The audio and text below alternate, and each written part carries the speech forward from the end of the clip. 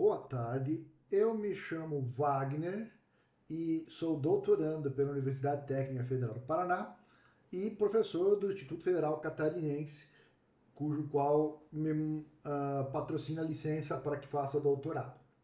Pois bem, esse é o trabalho final da disciplina de reconhecimento de padrões e o trabalho que eu quero apresentar é a detecção de anomalias para análise ciberfísica em redes industriais, certo? Acompanhado desse slide, nós temos o artigo que será postado junto na mesma pasta compartilhada no Google Drive que o professor André deixou para nós lá, para a gente compartilhar esses arquivos, tá bem? Então, bem, do que se trata a questão? Os sistemas de controle industrial, os ICS, estão cada vez mais ligados à rede contadora, à internet. Num passado assim não tão distante, eles eram completamente isolados e não havia uma preocupação tão grande com segurança, certo? E os sistemas industriais têm métodos de detecção, tem situações, tem estados em que os métodos tradicionais podem não ser suficientes para detectar um problema, uma anomalia, certo? Pois bem, nossa proposta é detectar ataques não com base em algo que aconteça na rede, como por exemplo um DDoS ou algo parecido, e sim detectar ataque com base em comportamento físico do sistema, certo?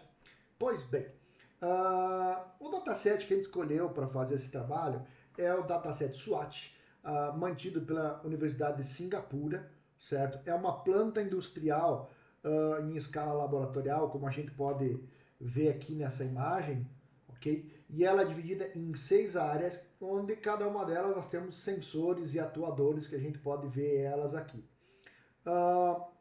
Essa planta tem 51 sensores ou atuadores e o dataset é fornecido por nós com duas classes, normal ou ataque, certo? São 11 dias de leitura, uma leitura a cada segundo.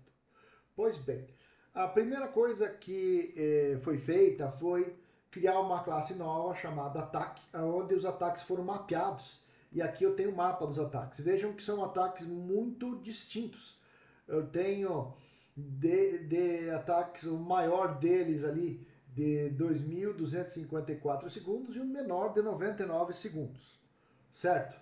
Pois bem, o que a gente quer é distinguir o que é um ataque do que é normal de maneira não supervisionada, ou seja, nós temos dois arquivos de dataset, um deles é o arquivo de treino, que todos os todos os estados são normais, certo? E nós temos o de teste, onde esses ataques aqui estão, ok? Eu gostaria de treinar o sistema para ele aprender o que é normal e depois, com isso, detectar os ataques como sendo anomalias. Não é normal isso aqui acontecer, ok? Então esse é um problema de série temporal, em primeiro lugar, né? Porque os ataques são marcados a cada segundo, e é um problema de detecção de anomalia não supervisionado, né?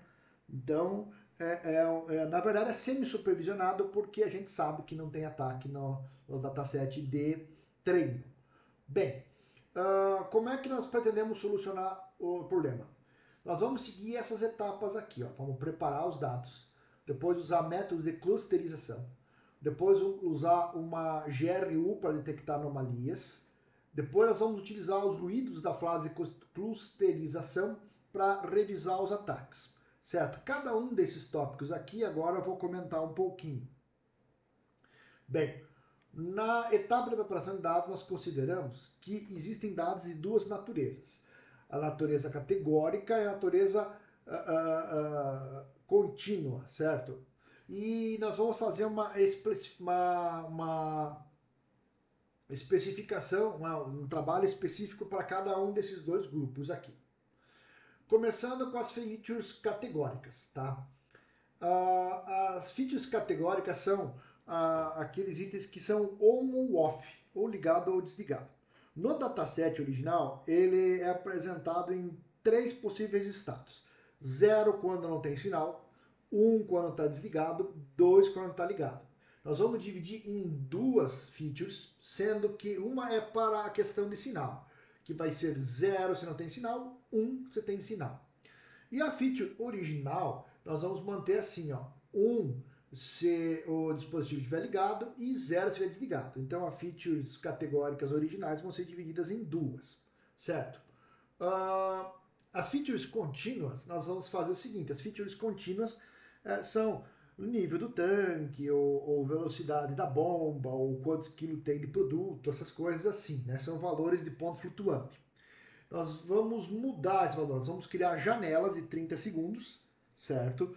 Por que 30 segundos? Porque o menor ataque tem 99 segundos e eu quero ter certeza que eu tenho ao menos duas amostras do menor ataque inteiras de ataque. Então eu posso ter uma fase de transição no início, uma fase de transição no final, tá? Mas eu gostaria que tivesse ao menos duas janelas, no pior dos casos, completamente de ataques, né? Pois bem, como é que vai ser, como é que nós fizemos isso aí? Criamos as janelas, aí nós observamos na janela se durante o período que percorreu esses 30 segundos o valor daquela feature diminuiu, nós vamos colocar menos 1, se o valor ficou igual 0 e se o valor aumentou 1. Nós criamos uma margem que ela é configurável de 5%, então tem que diminuído mais de 5% ou aumentado mais de 5%, porque senão vai ser muito fácil nós capturar ruídos, certo? Por que, que nós colocamos valores tão determinados, assim, tão determinísticos? Porque o sistema estava tendo dificuldade de perceber a diferença entre, por exemplo, o tanque passou de 400 litros para 405, é a mesma coisa que o tanque passar de 50 litros para 55. Aumentou 5 litros, mas ele considerava como sendo coisas diferentes. Assim ele não considera mais como coisas diferentes. Pois bem, aí depois desse tratamento das features, tá? Aonde nós vamos considerar nessa de 30 segundos o on-off, aquilo que mais tem. Vamos considerar o timestamp, o timestamp da primeira linha, tá? E a classe, nós vamos considerar a classe que mais tem no dataset. Pois bem, depois de feito isso, o primeiro passo vai ser uma clusterização usando o DBaseCAM. Vamos usar o DBaseCAM para criar clusters, certo? Que vão juntar linhas de amostras que são parecidas entre si, certo? Existem duas configurações que a gente pode usar, duas configurações principais no DBaseCAM. Uma é o Epson, que é a partir do centroide, o quanto tem que estar longe do centroide, ou o quanto tem que estar próximo do centroide para ser considerado parte do cluster. E a outra é a quantidade mínima de elementos para se considerar um cluster, certo? A gente fez uma busca por grid e a gente acabou configurando o Epson em 0.2 e o grupo em 150, certo? Os elementos que não se enquadram nessa configuração que a gente fez, eles são considerados ruídos, não pertencem a grupo nenhum para o DBaseCAM. Esses itens que são considerados ruídos é que nos interessam nesse momento. E a gente salvou esses ruídos num dataset novo.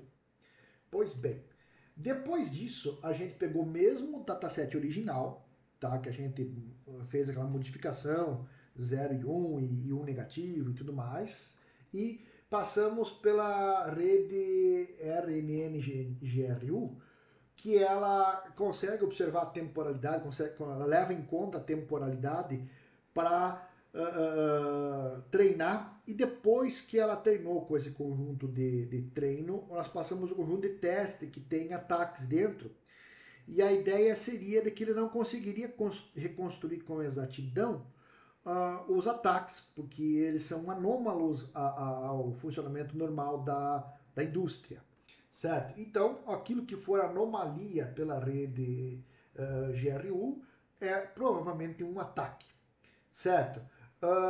Bem, isso realmente foi feito, tá? A gente detectou diversas anomalias, certo? Acontece que em casos onde eu tenho situações que são normais, porém muito raras, isso também foi considerado uma anomalia. Então, nesse momento entrou o dataset que a gente tinha criado com o DBScan, porque aquele dataset de ruídos foi comparado com o resultado do GRU e aquilo que era sabidamente uma situação normal, porém incomum, foi removido da lista de anomalias e não foi considerado um ataque. Isso diminuiu a quantidade de falsos positivos, certo? Veja, aqui eu tenho até uma amostra numérica disso que aconteceu. Inicialmente, tá, 6.566 amostras foram consideradas como ataque pelo GRU. Tá. Ao reclassificar usando o DBScan, nós removemos 1.951, quase 2.000. E sobraram ainda 4.615 amostras que são consideradas ataques. É bastante se formos considerar a quantidade de amostras de ataque que tem. E em breve nós vamos discutir esses números aqui para a gente ver que essa quantidade de falsos positivos é um problema. Bem, quanto aos ataques, todos eles foram detectados? Eu acho que isso aqui é melhor demonstrado se a gente observar o TXT gerado pelo programa que foi produzido nesse experimento. Então eu vou abrir aqui o TXT, certo? E nós vamos observar que todos os ataques foram detectados, com exceção de 3. O ataque 14, o ataque 20 e o ataque 21. Nesse momento, isso é até desejável. É claro que no GRU eu poderia aumentar o limiar de tolerância na reconstrução e esses ataques acabariam sendo encontrados, sendo detectados. Só que eu acho interessante ter alguns ataques que não sejam detectados, justamente para estudar o que é que eles têm de diferente dos que foram detectados, né? E eu vou até explicar melhor isso, tá? Eu tenho aqui fornecido pelo mantenedor dataset, pela Universidade de Singapura, uma planilha que é o mapa dos ataques. Então, por exemplo, o ataque 14 nós vimos que não foi detectado, né? O ataque 14 está aqui, tá? Ele começa nessa hora, ele acaba nessa hora, ele envolve aqui a feature MV303, certo? A partir de agora, para dar continuidade nos meus estudos, eu vou poder vir aqui no dataset real, aqui eu tenho o dataset real aqui, né? Eu vou poder procurar esse ataque aqui, olhar o que tem nessa... Então vamos até localizar aqui o ataque.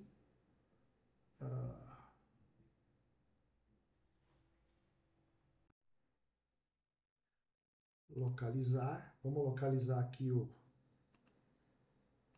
ataque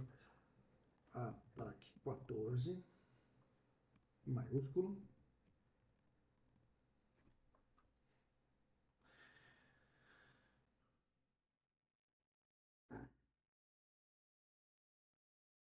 Aqui está o ataque 14, tá? E aí a gente pode olhar o que é que tem aqui no MV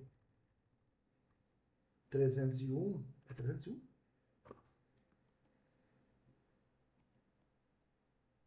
303. MV 303, o que é que fica de diferente? Veja que aqui, apesar de começar o ataque aqui, ele não muda do status que ele estava para outro, e isso provavelmente está dificultando o entendimento de que esse aqui é um ataque.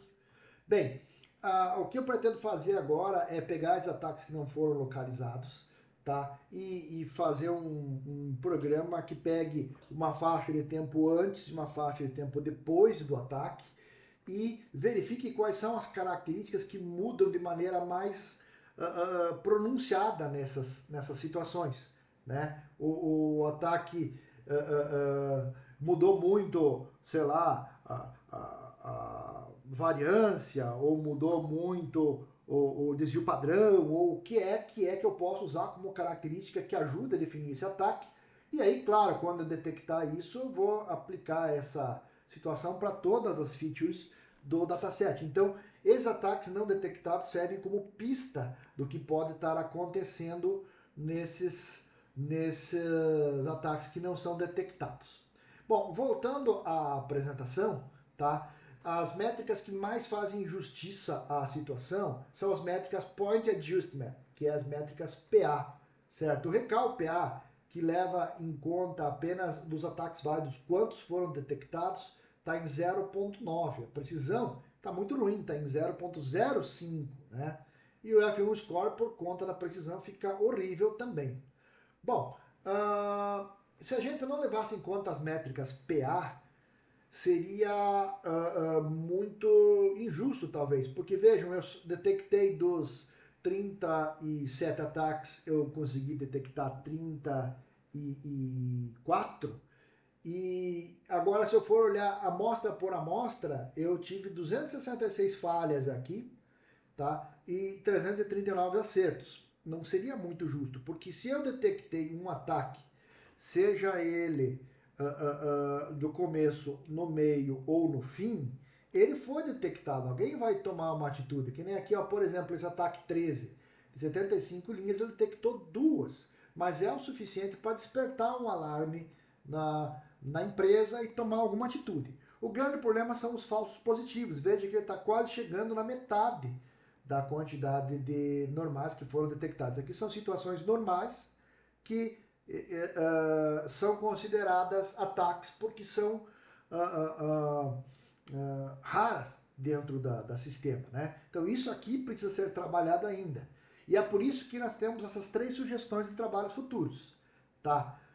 Essa análise detalhada de ataques não detectados, que eu acabei de explicar aqui, a exploração dos ruídos do DBScan, porque eu acho que esses ruídos não estão sendo muito bem usados, simplesmente sendo excluídos do dataset.